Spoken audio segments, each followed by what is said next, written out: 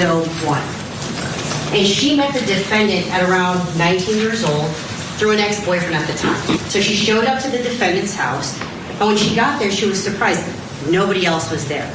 And while she was there, the defendant offered her a drink to wait to have and consume until other people got there so they could then go to the car. Jane Doe 1 kindly accepted the drink the defendant gave her, and she starts to immediately feel sick. The next thing you know, she blacks out, and the next thing she remembers is waking up on the edge of the defendant's bed with a defendant raping her. A model and her architect friend were suffering from overdoses when 3 masked men dumped their bodies outside separate hospitals after a warehouse party in L.A. Brant Osborne, Michael Ansbach, and David Pierce were captured on surveillance camera footage, leaving the warehouse rave with both women were arrested in the case. Ansbach is not being charged in this case. Looks like Hollywood is all about exploitation, sex, and drugs. In this case, only the opening and closing statement will be made available online. Would respectfully request you take very good notes with respect to, because you have pencil and paper. And here goes. Mr. Pierce and Mr. Ansbach and Mr. Osborne met Miss Giles and Mr. Rollins at a rave, R-A-V-E, or a nightclub, somewhere in downtown LA. Raves have been ongoing since I was a teenager, and they still are. A warehouse party. It's going to be proven by the prosecutor that Miss Giles and Mr. Rollins, before they even met Mr. Pierce, who incidentally they met at that rave party, okay? They were ingesting alcohol, like everyone, smoking weed, presumably like everyone, but also snorting cocaine and ketamine. My client, Mr. Osborne, was charged with being an accessory after the fact to these charged murders. And with respect to Mr. Osborne, the prosecution will show beyond a reasonable doubt that Mr. Osborne knew that Mr. Pierce gave these 2 young women drugs that killed them. And you will see it during the trial that that's simply not the case. That he did not know even that Mr. Pierce gave them any drugs, if in fact he did. From Ms. Jane Doe 1. And she met the defendant at around 19 years old through an ex-boyfriend at the time. Now, when I talk about Jane Doe and a corresponding number in this case, I'm talking about the charged victims in this case. Now, I'm not referring to them as a Jane Doe and a corresponding number because I want to be impersonal or insensitive. I just want to let you guys know that the reason why I'm using Jane Doe and a corresponding number for the charged victims in this case is to ensure their security as well as to ensure their privacy throughout the criminal justice system process. Now, that being said, I want to talk to you about the incident with Jane Doe 1. Like I had said, she was 19 years old at the time, very young. And she met the defendant through an ex-boyfriend, and they would go out together, go to clubs, go out to events, things like that. On one particular night, she made plans with the defendant and other people to go out to a club that night, go out to a bar. So she showed up to the defendant's house, and when she got there, she was surprised. Nobody else was there. It was just her alone with the defendant. Now, she was weirded out by this situation, but she just went with it anyway. She just rolled with the situation. And while she was there, the defendant offered her a drink to wait to have and consume until other people got there so they could then go to the car. Jane Doe 1 kindly accepted the drink the defendant gave her, and she started to immediately feel sick, feel dizzy, like the room was spinning, so she went to the bathroom. The next thing you know, she blacks out, and the next thing she remembers is waking up on the edge of the defendant's bed with the defendant raping her. That is, thrusting his penis repeatedly into her vagina as she laid on the edge of the defendant's bed. Despite her resistance, despite her protest from the defendant, against the defendant, doing that to her, she again blacks out. The next thing you know, she wakes up in the bathroom with the defendant yelling at her, cursing at her, and she again blacks out. When she finally wakes up, she's disoriented. She doesn't know how, but she finally gets out of the defendant's apartment and makes her way home.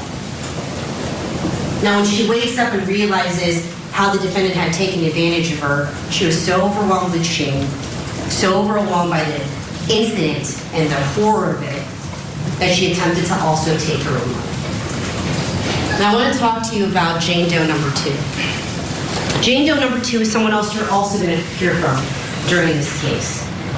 Now, she was about 25 years old in 2010 of August, and she was a Loyola law student. And during that time frame, she was looking for a room to rent as a law student. So she posted an ad in Craigslist. And in response to her ad, she received a reply from this email address, Billy Clyde. So she went to the apartment, 8641 West Olympic Boulevard, that's depicted here, to check out this room rent. And that's where she met with the defendant, who was accompanied by another female at the time. Now, as the defendant was giving her a tour of his apartment and the room that was available for rent, keep in mind that he was trying to be really impressive. He was talking about all the industry professionals he knew. He was dressed in a black suit, wearing jewelry, looking very gaudy with earrings in his ears and so forth. Now, as he continued to give her a tour, he offered her a drink. And again, Jane Doe 2, like Jane Doe 1, kindly accepted the offer. Soon thereafter, she passes out. The next thing you know, Jane Doe 2 also wakes up on the defendant's bed, and this time she sees that female orally copulating her. She then feels pain to her vaginal area, and she looks down and she sees that the defendant is inserting a wine bottle into her vagina. She immediately panics, pushes the female away from her, and attempts to push the defendant away from her as well. In reaction, the defendant takes Jane Doe, throws her to the ground, and punches her. Disoriented, Jane Doe tries to run out of the defendant's room, tries to grab her belongings, and tries to get out the door. Before she can get out the door, the defendant grabs her, flinging her phone across the room, causing it to shatter. Nonetheless, Jane Doe 2 finally makes it out of that apartment and gets home. Now, you're also going to hear from Jane Doe 2 that she didn't report this incident to law enforcement until she heard about the deaths of Christy Giles and Hilda Cabrales-Arzola. Now, I'll talk more in a bit about the deaths of Christy Giles and Hilda Cabrales at the hands of the defendant. But what I want to talk to you about now is that Jane Doe 2 will come here and tell you she did not report this incident until hearing about those deaths in the news. And she's going to talk to you about how difficult it was for her back then to even attempt to try and report this incident, to put herself out there as a young woman and talk publicly about suffering from a sexual assault.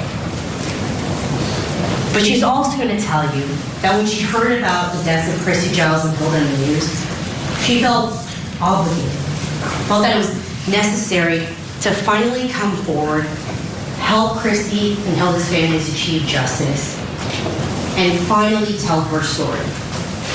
Now, what I'm telling you about Jane Doe 2's disclosure is something that you're going to hear about with a lot of the victims in this case. You're going to hear about how they didn't report their victimization for quite some time, but that when they heard about the deaths of Christy and Hilda, they too felt a certain way, felt that it was necessary for them to come forward and finally tell their story as well. And they'll talk to you about the difficulties in having to talk about one of the most traumatic, if not the most traumatic experience of their life when they come in here and talk to you about it in court. You're also going to hear from another woman, and her name is, well, she's Jane Doe number 3. She was 32 years old at the time when she was here in the United States from New Zealand. She was here on a 3-month holiday. Now, she wanted to remain in the United States legally and gain employment. So she joined an app called Bumble Biz to connect with professionals in the area. When she was on this app, that's how she connected with the defendant, who posed as a CEO. When she connected with the defendant, she decided to meet him, and they met at a fancy steakhouse in Beverly Hills. While at this dinner at the steakhouse, he talked again about how he was well connected in the industry. He introduced one of his friends who was there, even as Eddie Murphy's son. During this dinner, he talked about how he could get her employment and get her legal status in the country so she could remain in Los Angeles, which is what her ultimate goal was. After that dinner, they went back to the defendant's apartment so that they could have this quote-unquote special drink prior to going out to a trendy Hollywood nightclub. So they go back to his apartment. Jane Doe 3 ingests or consumes this special alcoholic drink, and then they go out to this trendy Hollywood club and an after party. Now, when they get back to the house, the defendant insists that Jane Doe 3 go back to his house. He gives her a tour of his apartment, including her room. When they're in there, he tells her to lay down on the bed. But Jane Doe 3 is explicit in not wanting to engage in any sort of sexual relations with the defendant at this time. She's explicit about it. But the defendant doesn't care. He pushes her onto the bed and forces himself on her, rips her panties down, places her legs over his shoulders, inserts his penis into her vagina, and rapes her. He does this as she continues to cry in pain and in agony, and consistently tells him to stop. Despite her protest, both physically and verbally, the defendant continues to thrust his penis and drink some of this wine, and again, passes out. When she wakes up, she finds that the defendant, again, has returned from being out at this party, and she's confused, disoriented, and finally decides to leave the apartment. Now, you're going to also hear from Jane Doe number 4. Now, she may have some difficulties in getting through her testimonies. Many of the victims in this case will as well. But she's going to get through it. She's going to come in here and she's going to talk to you about how she went to the defendant's apartment with a friend for a party. And when she got there, the defendant offered her a drink. Like the other women in this case, she kindly took the drink and she immediately passes out. At this point, she wakes up on the couch in the defendant's apartment and she feels pain to her vaginal area and sees that the defendant's hand is inside her vagina. She tries to push the defendant away as a result of what she's feeling and what she sees, but the defendant grabs her wrist, holds her down, and continues to penetrate her vagina with his hand, leaving injuries to her wrist. She manages to finally fight the defendant away and runs out of the apartment and makes her way home and passes out. When she wakes up, she finds vulgar text messages from the defendant as well. You're also going to hear from Jane Doe 5. She was very young at the time. She was 19 years old and a student at the University of Redlands during this time frame. And she met the defendant on Tinder, a dating application, where the defendant posed as a CEO again, lying about his age as being only 30 years old. During this time frame, they engaged in conversation initially on the application, and those communications turned to text messages and phone calls for about a week before she agrees to meet up with him. The plan is for her to come down for the weekend to the defendant's apartment where they would go out, and then the next day go to a Super Bowl party. Keeping that in mind, the victim goes down to the defendant's apartment, and after having talked for about a week and exchanging communication, she felt pretty comfortable. They started hanging out, and they decided to engage in consensual sex. After doing that, they get prepared to go out to a bunch of Hollywood clubs and bars, and she consumes 2 drinks at the apartment.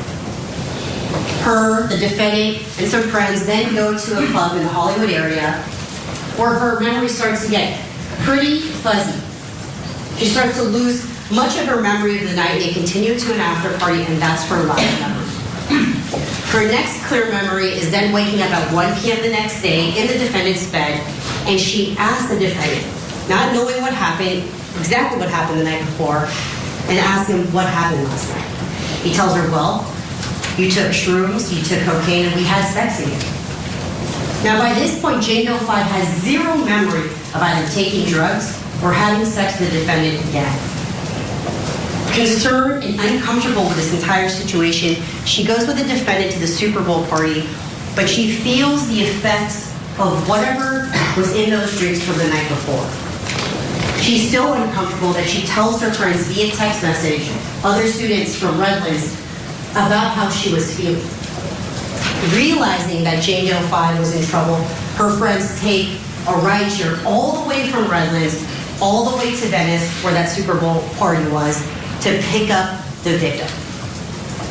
Jane Doe 5 then returns to the University of Redlands, goes to the hospital, receives a rape kit or START examination, and reports this incident to the police. Jane Doe 6 is another woman that the defendant met on the dating app Bumble. And she's an aspiring singer. And the defendant told her that he could help her out with her music career because she, in fact, was a music talent manager. Now, like Jane Doe number 5, they engaged in conversation in the app. It evolved to text messages, and they were talking dating. She believed that this was the beginning of a dating relationship, and they finally decided to meet up at the defendant's apartment. When they get to the apartment, they're hanging out, and they do engage in making out, and they engage in consensual oral sex together. Now, they continue to hang out throughout the night, and at this point, Jane Doe 6 ingests drugs as well as alcohol with the defendant. And soon thereafter, she too blacks out. When she wakes up, she finds herself face down on the defendant's bed with the defendant thrusting his penis into her anus. Now, she tries to fight him off, but she finds herself or her body to be so weak that she cannot resist what the defendant is doing to her. In fact, she can only find enough strength to grip the sheets of the bed in front of her, causing her nails to break. Now, despite this incident, Jane Doe 6 does see the defendant again. She's unsure of what happened, but despite this, the defendant continues to harass Jane Doe 6, being mean towards her, and act in a vulgar way, causing her to finally distance herself from the defendant. You also have Jane Doe number 7. Now, she met the defendant at a Halloween party in the Hollywood Hills. And when she was leaving the party, she left the party with the defendant under the guise of getting a ride home from the defendant. But instead of taking her home, they end up at the defendant's apartment. They're in the living room, sitting on the couch, and the defendant makes some advances towards her. Initially, Jane Doe 7's okay with this. They're kissing, she thinks it's okay. But the defendant all of a sudden starts to insult her looks, insult her body, insult her breasts. And at that point, Jane Doe 7 wants nothing to do with the defendant and tries to leave. In her attempt to leave, the defendant grabs her wrist, holds her down, and then proceeds to rape her on that couch by inserting his penis into her vagina, causing her injuries. Now, after the incident, he then tells her to please apologize to his roommate, defendant Osborne, for taking too much noise. He then threatens to harm her family who lives in Oklahoma by reciting their address from the ID that he took from her belongings. In addition to that, he even films her as some sort of blackmail in order to prevent her from reporting it to police or from suing him.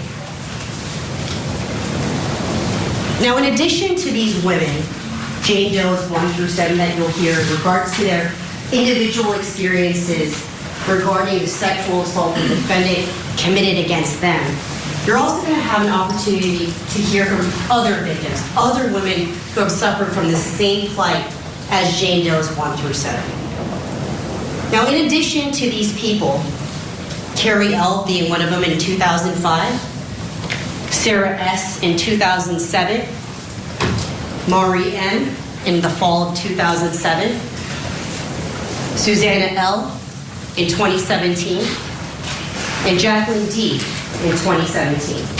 In addition to J Does 1 through 7, we will also hear from these women. Yes, they will also testify to similar experiences as J Does 1 through 7. That is, that the defendant provided them with drugs and or alcohol, incapacitated them, and took advantage of them, whether it be through the use of drugs or through the use of violence. And these women's testimony not only go to show the defendant's violent tendencies and sexual habits, but they also go to show that J Does 1 through 7 are in fact telling the truth about what happened to them at the hands of the defendant. Now it's this heinous, this predatory behavior that I've just talked to you about with all of these women that ultimately lead to the deaths of Christy Giles on the left and Hilda Cabrales-Arzola on the right. Now, on November 13th of 2021, Christy and Hilda are at a rave party or warehouse party in the East LA area, and they encounter defendant Pierce on the left, defendant Osborne in the middle, and Michael Ansbach in the VIP area of this party. They meet, they hang out for a couple of hours before Christy and Hilda decide to go back to the apartment of the defendants, defendant Pierce and defendant Osborne, at the 8641 Olympic Boulevard address. This is them hanging out in the VIP area and before deciding to go back to their apartment. When they arrive by way of defendant Osborne driving them back to their apartment. And they arrive at 5:11 a.m. We'll hear from Michael Ansbach that once they get back to the apartment, Christy and Hilda, Michael Ansbach, and the defendant are hanging out in his media room in his apartment. And defendant Pierce provides Christy Giles, Hilda Cabrales, as well as Michael Ansbach with alcoholic beverages and cocaine. You'll hear that, yes, Christy and Hilda, before getting to the warehouse party, before getting to the defendant's apartment, that they were out with friends prior and were earlier ingesting alcohol and other drugs. But you'll hear that the alcoholic beverages provided to Ansbach, Christy, and Hilda had GHB in it, also known as a date rape drug. You'll also hear that the cocaine that defendant Pierce provided to Ansbach and these two young women also had fentanyl in it. And you'll hear that they drank those drinks and ingested that cocaine. And that despite Christy and Hilda having done drugs earlier that night, it is the defendant giving them or furnishing those drugs to Christy and Hilda that ultimately killed them. Now, Michael Ansbach is going to say a number of things. Right? He's going to talk to you about what happened in that apartment, specifically that those two women, Christy and Hilda, ingested cocaine that was given to them by the defendant that had fentanyl in it. But it'll become very clear that soon after getting into that apartment, those two girls become extremely uncomfortable. And we know this based on text messages they exchanged. And keep in mind, these two women are sitting right next to each other in this apartment, as can be seen from this photograph. Christy's there laying on the left, and Hilda's on the right. Despite sitting next to each other, they exchanged text messages. From Christy to Hilda at 5:30 in the morning, that's about 20 minutes after first arriving, Christy says, let's go, with what I would call a shocking emoji. An emoji that you wouldn't want your friend to send to you as an indication of some sort of trouble or being creeped out or something like that. In response, Hilda says, yes, I'll call an Uber 10 minutes away. Want to leave. And then Uber does in fact arrive at 5:44 a.m., but no one comes out to get inside that Uber. And it leaves about 5 minutes later at 5:49 a.m. In fact, the next time Hilda and Christy are seen leaving that apartment is when defendant Pierce and defendant Osborne are carrying their limp bodies outside of that apartment. This is at 4:30 p.m. on the left, when defendant Pierce is carrying Christy's, again, limp body down the stairs of his apartment. That's about 11 hours after they first arrived. On the right, defendant Pierce and Osborne behind him again are carrying Hilda's limp body down the stairs of their apartment at 6:47 p.m., about 13 hours after first arriving. Now you're going to hear that at the late morning hours of November 13th, 2021, around 11:30 or around noontime, you'll hear that Grant Osborne had come back home from getting a COVID test. And when he arrived home, they discovered, him and defendant Pierce discovered that Christy Giles at this point had no pulse and was not breathing. And that Hilda Cabrales only had a faint pulse. But instead of calling 911, instead of calling for help, instead of calling anybody, they decided to wait. They decided to wait, and wait some more. And that's because you'll hear that Pierce said to defendant Osborne at this time, dead girls don't talk. So they waited and waited that 11 and 13 hours on purpose. And that's because, again, dead girls don't talk. Now, when they finally decide to take Christy to the hospital at 4:30 p.m., they carry her limp body down the stairs, put her into the defendant's black Prius with the license plates purposefully taken off, and they drop her off at Southern California Hospital. And that's where they're being wheeled into the emergency room. And they tell hospital personnel there that they just merely found her in that condition and were merely being good Samaritans by dropping her off at the hospital.